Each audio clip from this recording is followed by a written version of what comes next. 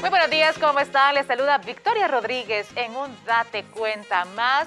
Gracias a todos ustedes por estar pendientes siempre de nuestra programación en GoTV y también de su programa Date Cuenta, donde abordamos temas de importancia y de mucho interés para nuestra población. Hoy vamos a estar hablando sobre cómo sigue afectando el COVID-19 a los hondureños, de qué manera estamos nosotros dejando esta brecha para que se siga expandiendo el COVID-19, las medidas preventivas que debemos de tomar, además de conocer cuáles son estos síntomas que se incrementan, que se agudizan con la nueva cepa de este virus. Pero también les recordamos a ustedes que si tienen preguntas, dudas o comentarios pueden escribirnos al 99 92 22 92, ese es nuestro WhatsApp, o nos puedes también comentar a través de las plataformas de Facebook de GoTV Honduras en el live de Date Cuenta. Mientras tanto, veamos cuáles pueden ser algunas de las interrogantes con respecto a este tema.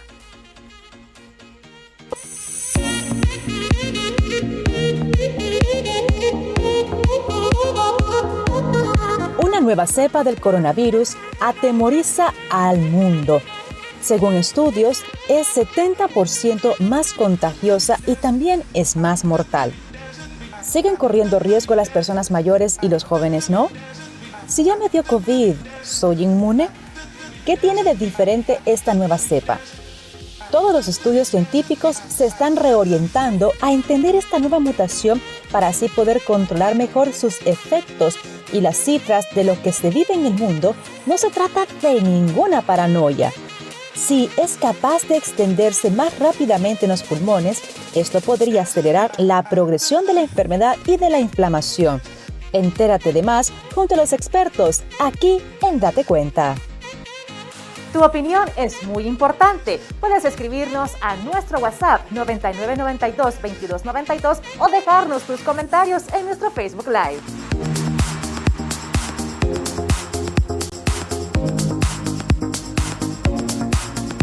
Muy bien, ahí teníamos algunas de las interrogantes, preguntas que nos pueden surgir con respecto a este virus, a los cuales muchos ya les han perdido el miedo, el respeto, como quieran decirle, y andamos por ahí libremente sin temor a contagiar nosotros o de contagiar a otras personas. Antes de conocer a nuestro invitado, les recordamos a ustedes 99 92 22 92 es nuestro WhatsApp, al igual que la plataforma de Facebook de GoTV Honduras en el live de Date Cuenta, nos puede dejar sus comentarios. Vamos a una pausa comercial. Al regresar veremos a nuestro especialista, quien nos va a estar hablando sobre este tan importante tema. Ya volvemos.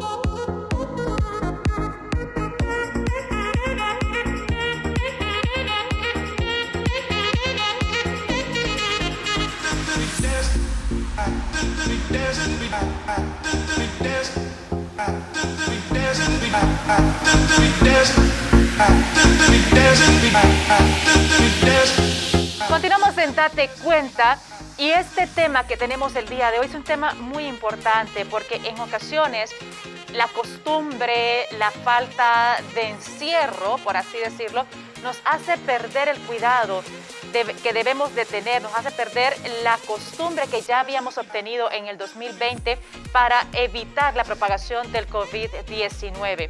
Esta nueva cepa que está ingresando a nivel mundial es más agresiva, es mucho más rápida que la que teníamos anteriormente y entonces esto también está afectando no solamente a la población mayor, sino que está afectando a todos en general. Veamos cuáles pueden ser algunos de los síntomas de alerta y cuáles pueden estarse incrementando para que usted esté pendiente.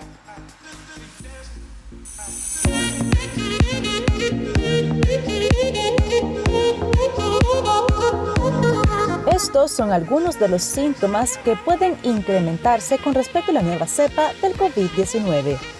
1. Fiebre y escalofríos. La fiebre puede ser apenas 1 grado o 2 más alta de lo normal. Presentar fiebre por encima de los 38 grados podría indicar una infección severa. Los escalofríos en el cuerpo sin explicación aparente pueden presentarse aún sin fiebre, aunque casi siempre estos dos síntomas vienen de la mano. 2. Tos y dificultad para respirar. Esto se define como toser mucho durante más de 1 hora o 3 o más episodios de tos en un día. Si normalmente tiene tos, será mucho peor que su tos habitual y es probable que sea más fuerte. 3. Fatiga y dolor muscular. Los pacientes se sienten cansados en el 70% de los casos. También sienten dolor en el cuerpo. Los síntomas no ceden a pesar de que las personas duerman o descansen. 4. Dolor de cabeza. También hay que estar alerta a otros como la confusión, el delirio, el mareo y la sensación de que las manos y los pies se le duermen. 5. Pérdida del olfato. Pero hay que estar alerta a otra manifestación similar, la distorsión del olfato. En ese caso, a la persona le puede parecer que la comida huele y sabe desagradable al punto de que no pueda tomar ni agua. 6. Problemas digestivos. La mitad de los pacientes de COVID tiene al menos un síntoma gastrointestinal, como pérdida de apetito, náuseas, vómito, diarrea y dolor abdominal, aunque este último es el menos común. De los anteriores, el más frecuente es la diarrea. ¿Y tú, has sentido alguno de estos síntomas? Déjanos tu comentario en nuestras redes sociales. Escríbenos a nuestro WhatsApp 9992 2292.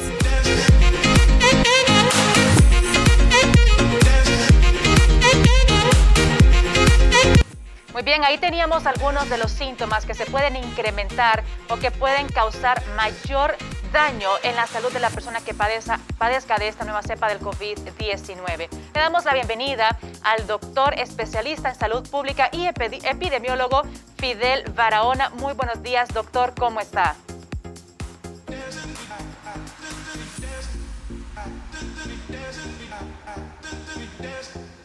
entrevista en otro canal, pero no solamente era a mí, sino que era interactuado con los familiares de este paciente que fue trasladado del hospital escuela a la lata de sardina y que falleció.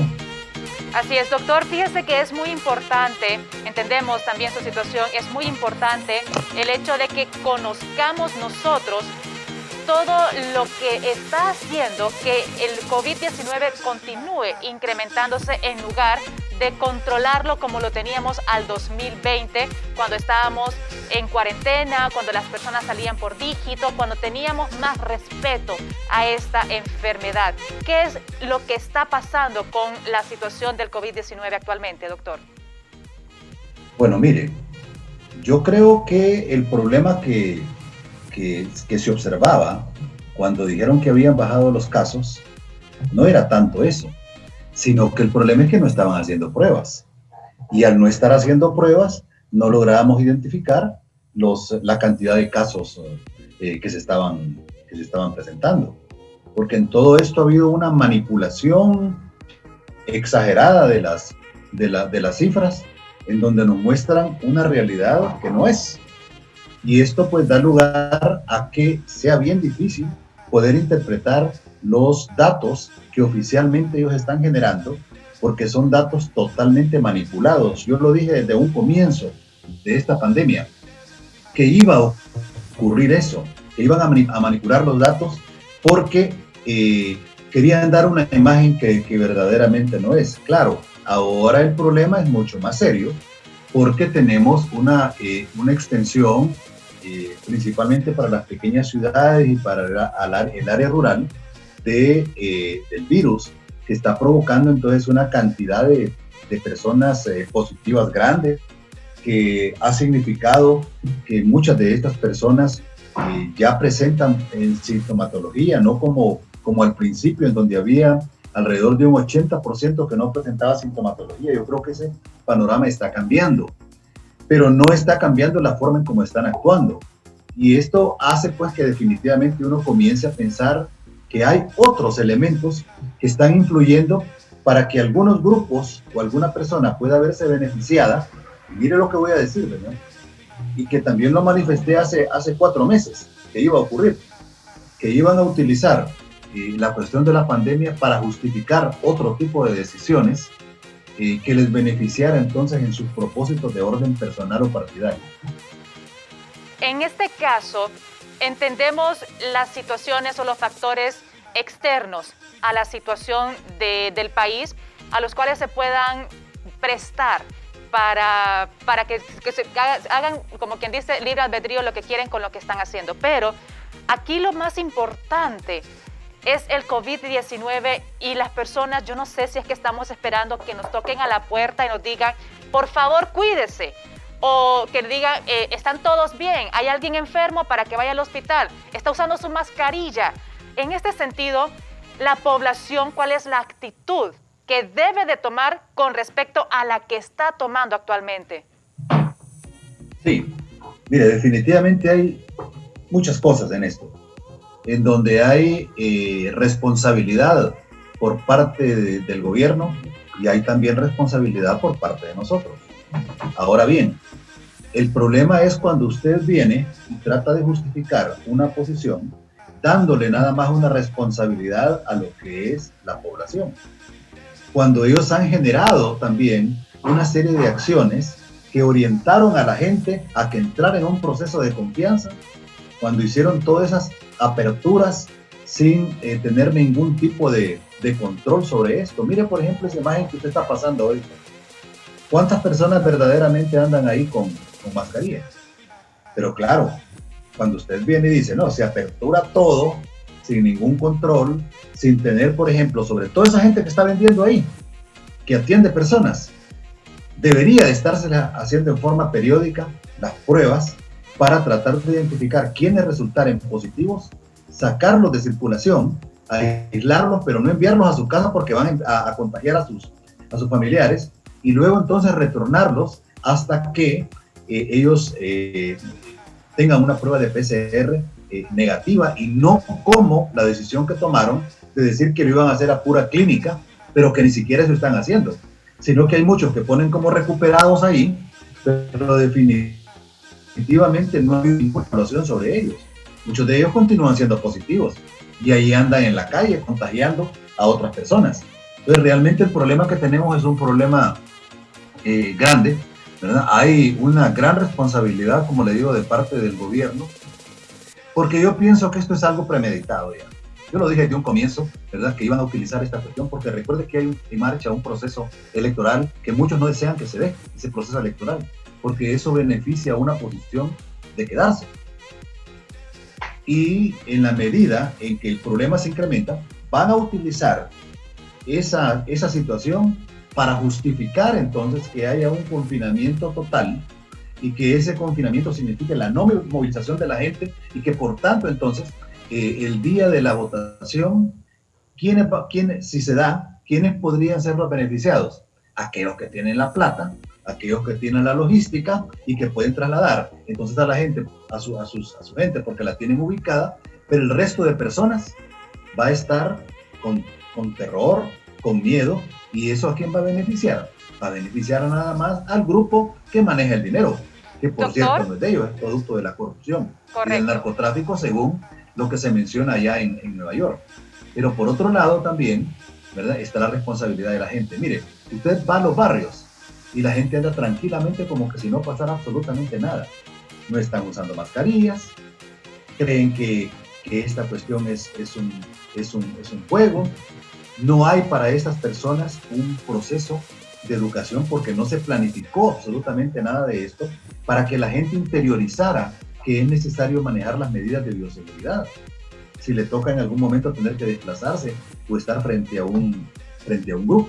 Entonces aquí tenemos una serie de elementos que están explicando el por qué esta pandemia pues se está incrementando pues, de una manera acelerada. Doctor, nos tenemos que ir a una pausa comercial, pero al regresar vamos a hablar de los efectos o la barrera protectora que se crea, uno, al realmente guardar la distancia de persona a persona y el uso de otros artefactos como la mascarilla, el gel antibacterial o el alcohol, etcétera, al igual que los efectos que podría tener la vacuna para el COVID-19. Ya volvemos.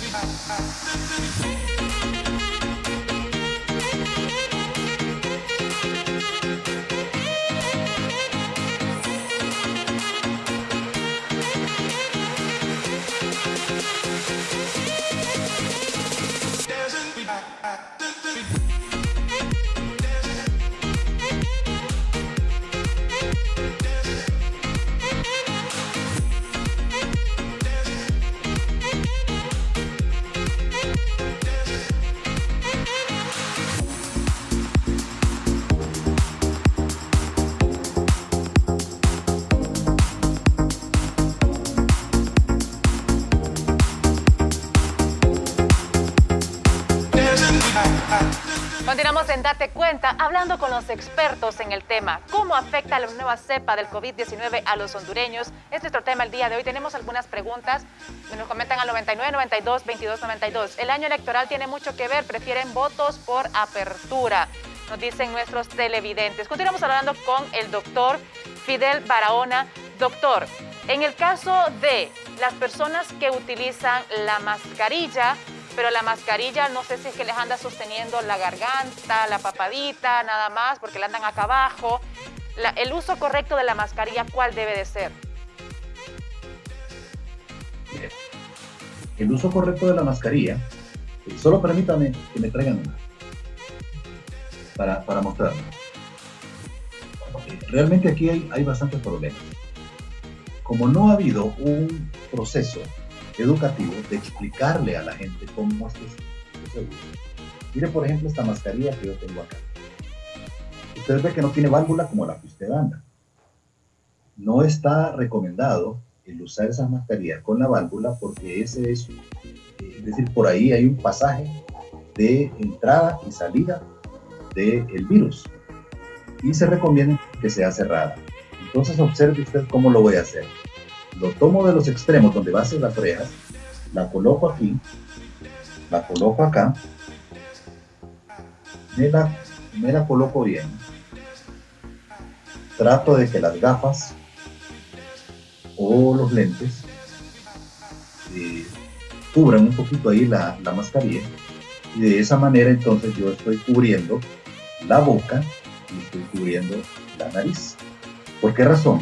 Porque son dos vías por medio de las cuales el virus puede ingresar.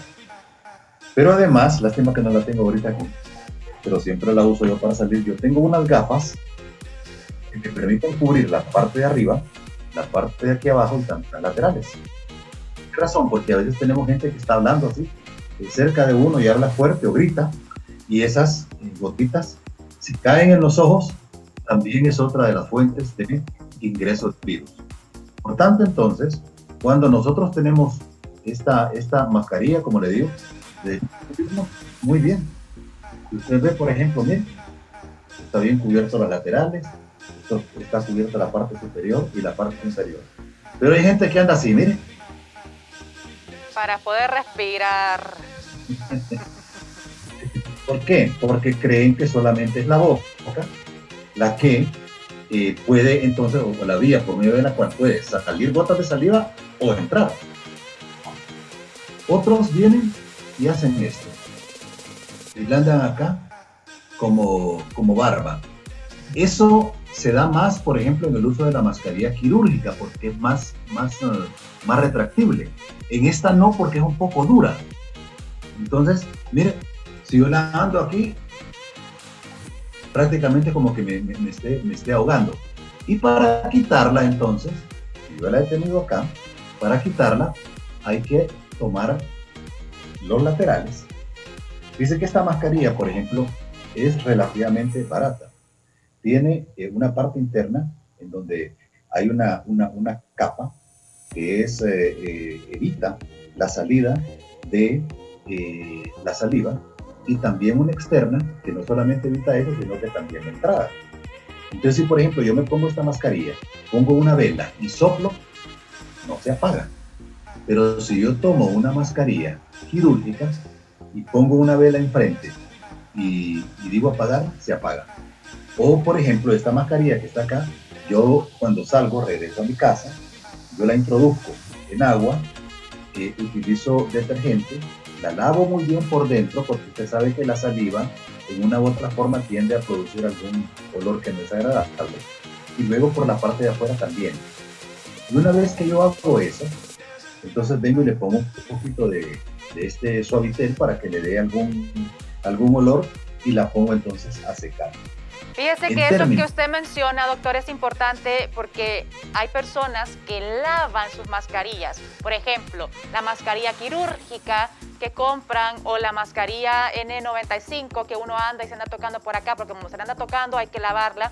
¿Qué tipo de mascarillas son las que pueden lavarse y cuáles definitivamente ni rociarlas con alcohol?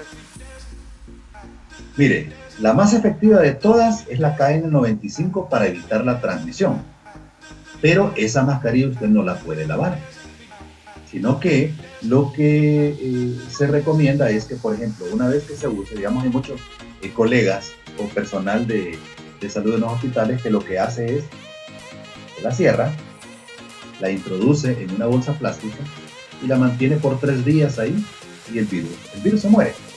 Pero no, usted no la puede lavar esa mascarilla, tampoco la KN95, ni la quirúrgica, peor todavía, porque la quirúrgica usted le echa agua, o hay gente que viene y lo rocea de alcohol, inmediatamente se pierde esa capita que evita la entrada y la salida de la saliva, y eso definitivamente no le sirve. Además, esa mascarilla está hecha para usarla por horas.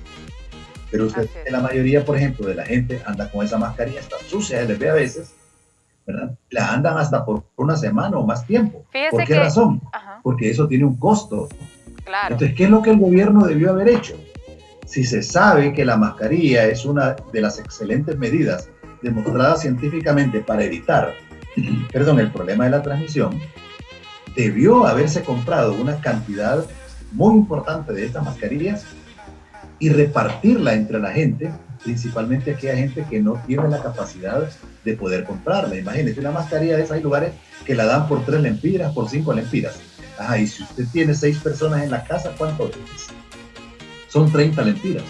Y eso, a lo máximo que le puede durar es un día.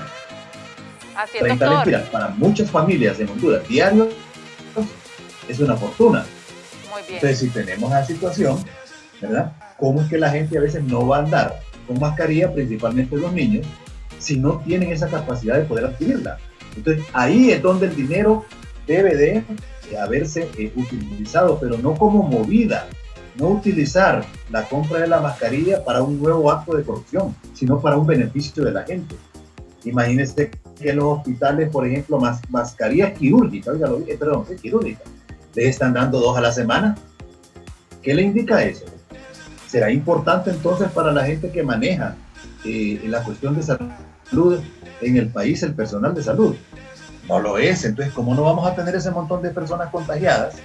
Porque los que andan un poco más protegidos es porque compran sus implementos, porque en las instituciones hospitalarias principalmente no se da ese recurso para que la gente pueda hacer uso de él.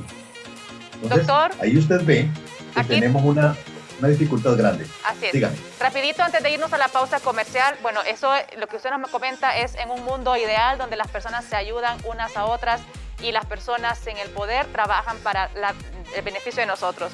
Pero en este caso, en las mascarillas quirúrgicas hay personas que las acomodan porque tal vez les molesta, porque usan lentes, se la pasan tocando precisamente porque se empañan sus lentes y hacen unos nuditos aquí a los lados y queda como medio abierto. ¿Es correcto hacer ese tipo de nudo o hacer el doblez en el hule para colocárselo en la oreja? Mire, el problema es que hay algunas mascarillas que vienen con el cordón demasiado largo.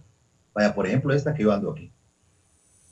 Mire, yo tuve que hacerle en la punta del cordón un nudito para acortar entonces la distancia y que eso permita que al colocármela atrás de las orejas, entonces pueda quedar un poco más ceñida a la piel para evitar entonces la probabilidad de contagio.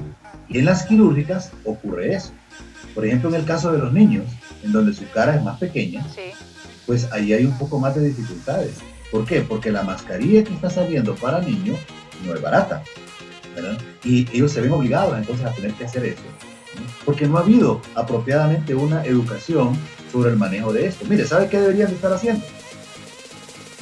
Esas brigadas que andan ahí en los barrios, en las colonias, deberían de andarle enseñando a la gente cómo es que se hace uso de esas mascarillas y explicándole la razón del por qué tiene que hacerlo de esa manera y no de otra. Porque ¿de qué sirve que ande una mascarilla si no la está usando en forma apropiada? Dice que ayer, por ejemplo, yo miraba a una persona, ¿no?, que estaba animando una actividad ahí y tenía el micrófono, se quitó la mascarilla porque usualmente usa mascarilla, se quitó la mascarilla y el micrófono bien pegado. Entonces, Cuando yo lo vi, le digo, lo llamé aparte, con la distancia apropiada, y le expliqué cuál era el problema que eso tenía. De que el micrófono tiene una tela metálica, la parte superior, y cuando uno habla, salen gotas de saliva, y esas gotas de saliva, ¿dónde van a quedar? Ahí en el micrófono. En el caso de ustedes, por ejemplo, ocurre eso, principalmente, ¿verdad? Independientemente de que sea una bala o que sea un micrófono fijo, o que sea un micrófono que lo está usando pues, sostenido por manos. Sí, hay que tener esas medidas de bioseguridad. Doctor, pero en este caso me gustaría que me dijera la forma correcta, porque yo veo que usted tiene ese nudito en la mascarilla y se la pone normal. Si nosotros hacemos el nudo acá, que nos agarra aquí y nos deja este orificio helado, ¿realmente nos estamos protegiendo o hay algún riesgo de contagio al dejar esa parte abierta? Mire, ahí no se recomienda que eso se dé. ¿Por qué razón? Porque usted viene, ¿verdad? Creo que se ve ahí. ¿Se ve? Sí. Sí. Usted viene, por ejemplo, y si el nudo lo hace aquí, usted lo que hace es que se produce esto. Se arruga, por así decirlo. Y queda entonces un espacio ahí libre para que cualquier gotita pueda entrar. Y ahora se imagina una gota que entra en esta parte de aquí, que es la que entra y la que va en contacto con la nariz y con la boca. De ahí tiene capturado una gota de saliva en donde si van virus, tenga la plena seguridad que con mucha facilidad van a entrar. Entonces, por eso le digo que todo ese tipo de cosas es importante que se le enseñe a la gente cómo se hace. Correcto. Y eso, la mejor manera es haciéndolo en las localidades. Debería de haber un equipo de personas, ¿verdad? Ya capacitadas en esto para andar enseñándole principalmente a los niños. Dice que el otro día iba yo en un carro y de repente veo que hay un grupo como de 10 niños reunidos en la parte de enfrente de un carro que estaba estacionado. Entonces me bajo, yo siempre ando con la mascarilla, ando con mis gafas y además ando con una careta. Me bajo y les pregunto, hola, ¿cómo están? ¿Qué hacen acá? Aquí estamos practicando. ¿Y la mascarilla? Entonces dice uno de ellos, ya la tengo en la casa. Dice el otro, no, dice que mire, ¿para qué vamos a utilizar mascarilla? Dice, sí, en este momento, dice, nosotros solamente estamos reunidos. Escucha esa frase, solamente estamos reunidos. Entonces me llamó poderosamente la atención porque dije, ¿cómo no se van a contagiar estos niños si tienen ese concepto? Entonces comencé a explicarles cuál era la situación, pero lo tomaron a chiste. Entonces aquí es donde los padres, si ya están con esa capacitación, con ese entrenamiento, son los elementos importantes para poder explicarle a sus niños el por qué no tienen que estar haciendo ese tipo de acciones. Porque mire, bien como 10, como le digo, entre 12 y 15 años, entre niños y niñas, ¿verdad? Ahí reunidos y se estaban abrazando, luego se pusieron a jugar pelota. Entonces, realmente lo que está pasando es increíble. Y no solamente con los niños, también con los adultos. Y es que ese es el problema. Realmente si el adulto lo ve como un chiste y se molesta, si uno les pide guardar su distancia, va a ser bien difícil que transmitan el mensaje a sus hijos. Nos vamos a la pausa comercial. Ya regresamos en Date Cuenta a hablar de la vacuna para el COVID-19.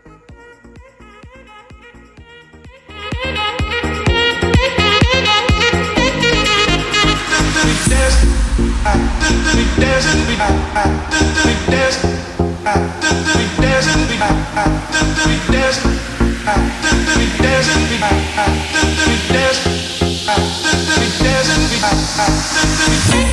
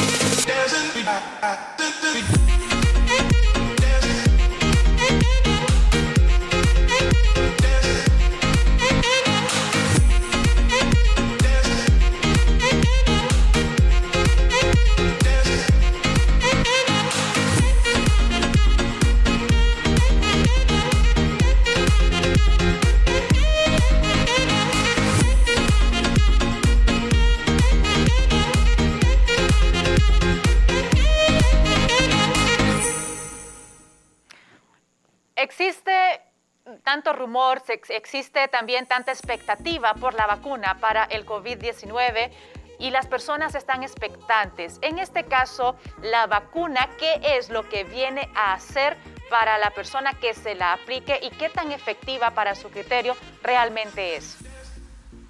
Bueno, mire, en este momento hay una gran cantidad de laboratorios, de farmacéuticas, que están trabajando en la construcción de vacunas. Y hay algunas que están aprobadas, varias aprobadas en diferentes latitudes del mundo.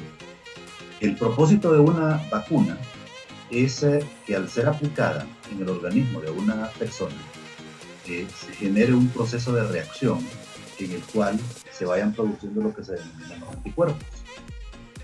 Los anticuerpos son como los soldados del sistema inmunológico, que permiten entonces poder combatir, en este caso contra el coronavirus, para evitar entonces que pueda reproducirse en el organismo humano.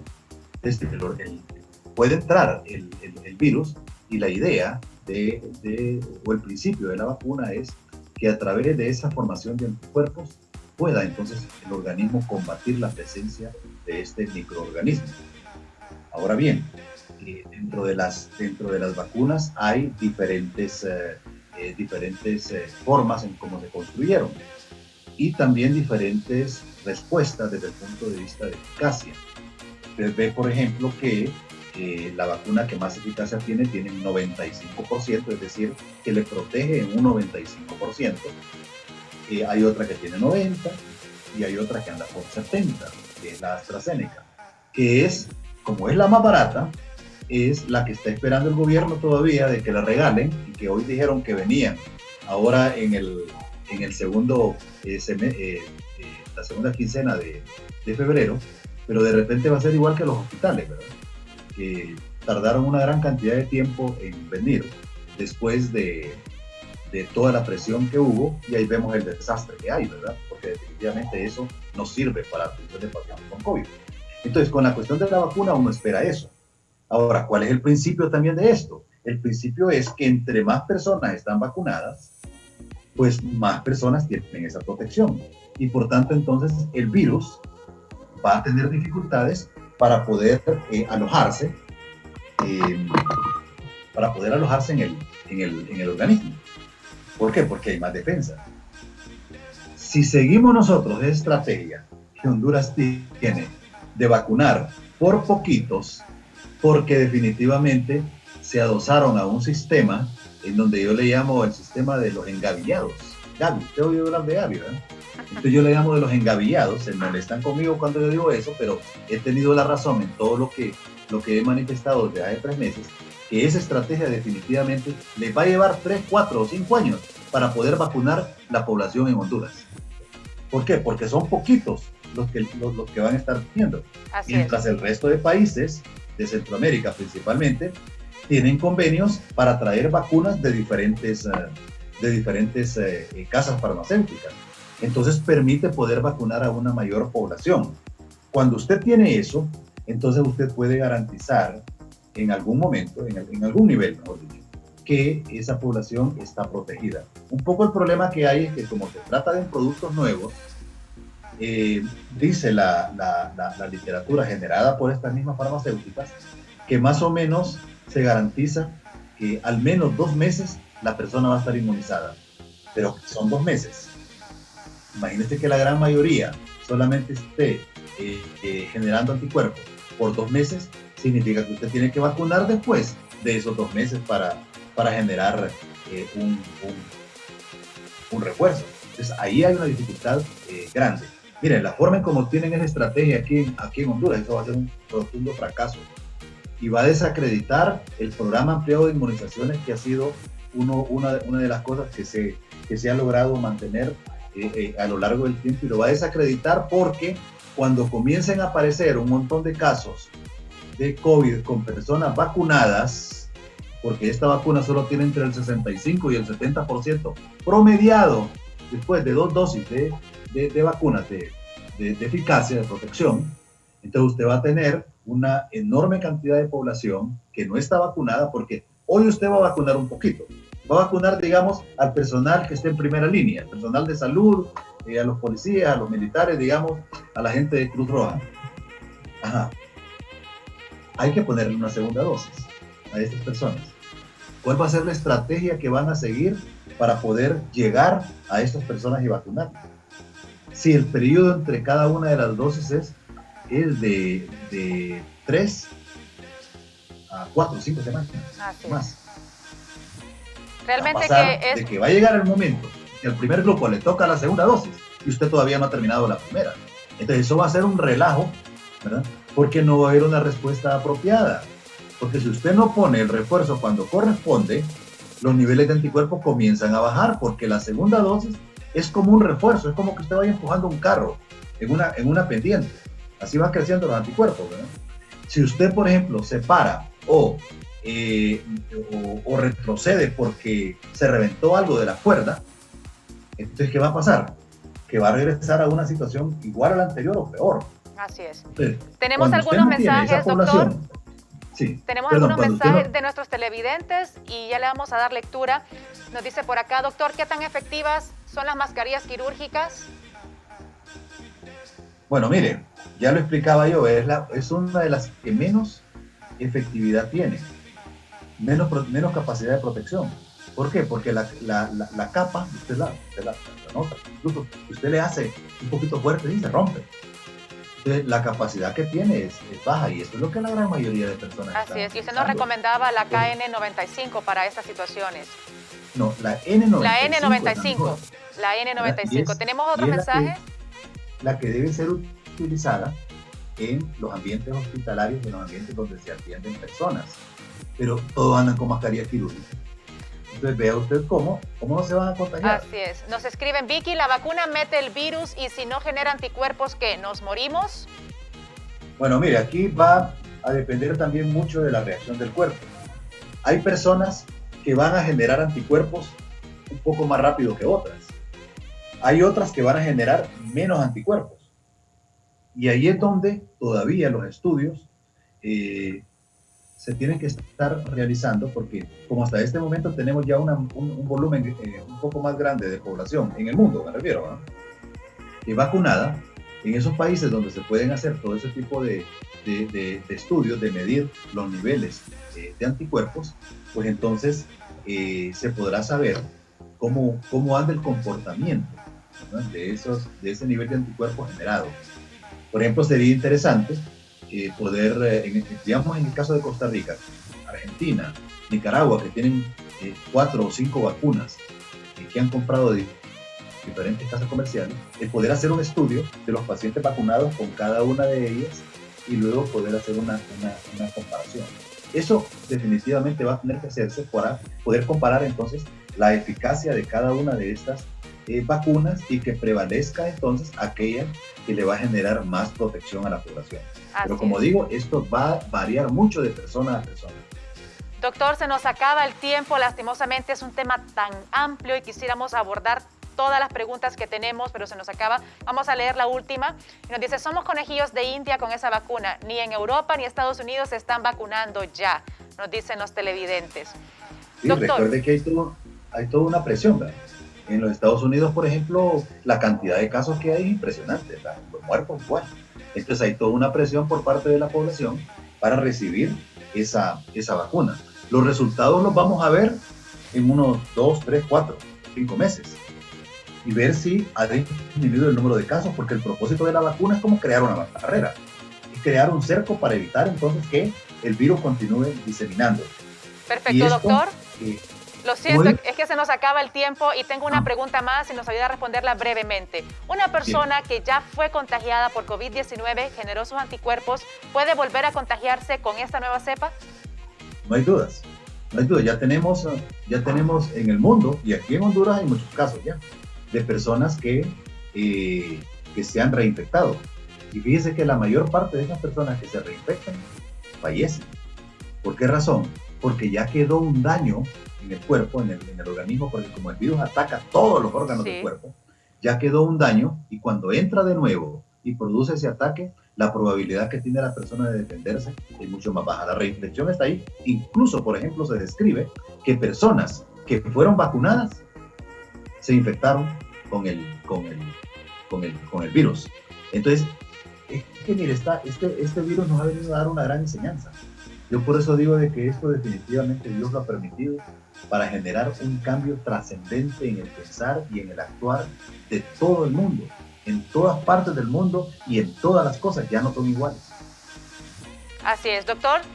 Se nos acabó el tiempo, nos gustaría que en un minuto nos diera sus conclusiones con respecto a el COVID-19 y los cuidados que se deben de tener. Es un 70% más agresiva esta nueva cepa y es muchísimo más rápida que la anterior. ¿Sus recomendaciones?